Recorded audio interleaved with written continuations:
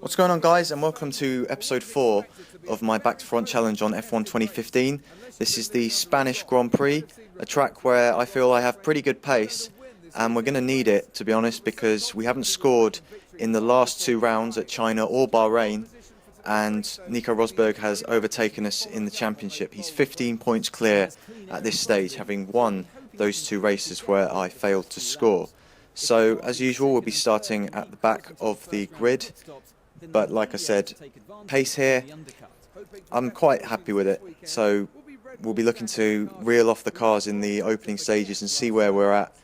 I think a podium is definitely on. I think if I want to get the win, I'm going to need some help from the 2 Ferraris holding up my teammate, although Vettel there is down in 4th place with Massa in 3rd and then Raikkonen 2nd alongside my teammate Nico Rosberg, who's been on pole for every race so far in this championship. As usual, I'm going to be starting on the prime tyres and going to the options for my second stint, so hopefully we'll be a lot faster than the AI for later on in the race. Let's get to the grid. So let's see what kind of start we can get here in Spain. It's a long run down to the first corner, so hopefully by the end of this straight we can get past at least the 2 Manor cars, because we will have a speed advantage, and we're already closing in on Merry despite getting a slightly poorer getaway. And now we've gone up the inside of 4 or 5 cars there. That was Perez, I think. He's trying to get back alongside us, but we've cleared him. We're up into 15th place, and we've got the McLaren of Jenson Button ahead of us, although we're going past him now, and the 2 Saubers as well up the inside of them into turn 4, up into P12 with Grosjean just ahead, and we're diving up the inside of him. That's 11th place, so we're almost in the points already. Got Carlos Sainz just ahead of us in the Toro Rosso. We're going to stay behind him and maybe try and overtake him at the end of this next straight, where there's a slow left-hander, 2nd gear corner. We're going to have to do it around the outside, and we're sticking it around the outside of Sainz and getting on the curb slightly, but we've got the move done. We're into the points already on the first lap, and now catching Maldonado very quickly. He's looking quite slow at the start of this race. We nearly go round the outside. In fact, we've got him on the inside of the next corner, which is the final chicane. So what a great first lap this has been. We're up into 9th, having started in last place.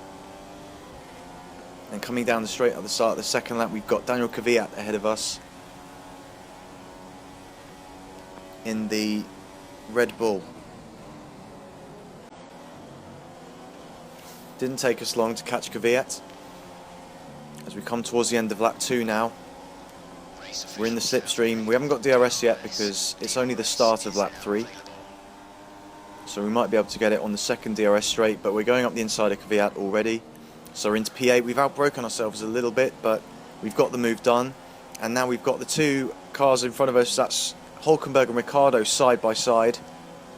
And they've slowed each other up, so that might give me a chance to at least get up the inside of Hülkenberg into P7. Oh, we made contact there slightly, but we're in 7th place. And next up we'll be looking at the back of Daniel Ricciardo. We might see someone in the pits as we go past now, and indeed we do. 3 cars there. I think one of them was Ricciardo. I didn't quite see who the other 2 were, to be honest, but for now we're up into 4th. I'm guessing that the rest of the front gunners, okay, we'll go with that. But yeah, I think they'll be in at the end of this next lap to go from options to primes, and then we'll have the advantage in terms of the tyres. So now we'll find out if the rest of the top 3 have come in, and just looking at the mini map it looks like they have done. So that will be Bottas, Raikkonen and Rosberg. So we move into the lead for now. We'll be pitting at the end of this lap. So I am going to be coming into the pits. I've gone slightly wide. Yeah, I'm going to be coming into the pits now and do an 8-lap stint on the options, go to the end of the race, and the computers just put me in the wall. Thanks for that, game. Luckily no damage to the front wing, so we're pitting for options. Rosberg was maybe 5 or 6 seconds behind me, so he's already gone through.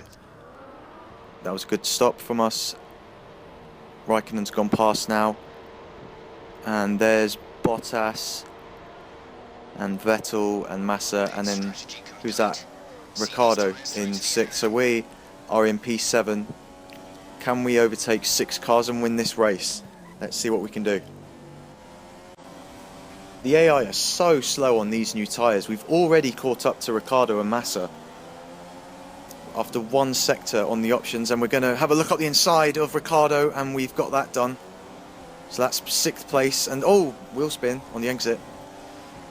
But already, I mean, they're just so slow. Look at us catching Massa. This is going to be quite an easy move because we're going to have DRS on this next straight. Even if we might have to go right around the outside, which it looks like we may have to. And we're going to be braking now for this slow left-hander. Get it slowed down. Don't run wide. Yep, P5. And look at Bottas. The AI is so slow coming out of the pits and on the first couple of laps on the primes. Compared to our pace on the options. You can just see the amount that we're catching. Look at this. Look at how much we're catching Bottas. As we come towards the final corner. Oh, no, that's not very nice. Wheel spin, wheel spin, wheel spin. On the final corner after that chicane. We've still got DRS because the activation point was before that. But we've lost so much time. We could have overtaken Bottas by this point here, turn 1. But that was a big mistake and it's cost me quite a bit of time. I'm going to have to catch Bottas up again. Didn't take us long to catch him. It's going to be another DRS pass, I think, on this back straight. And we'll go up the inside this time. That should make it a bit easier. Although he's broken slightly later than us. But we have got that done. We're in 4th and Vettel is just there. So a podium is on the horizon already. It's such a good feeling now to be able to push hard on the options and catch the AI. Having struggled for pace on the primes. We've just set the new fastest lap. We've got DRS and slipstream on Vettel. And that's us into 3rd place of the Spanish Grand Prix. We've still got 5 laps to go. Can we catch Raikkonen and Rosberg and win this race?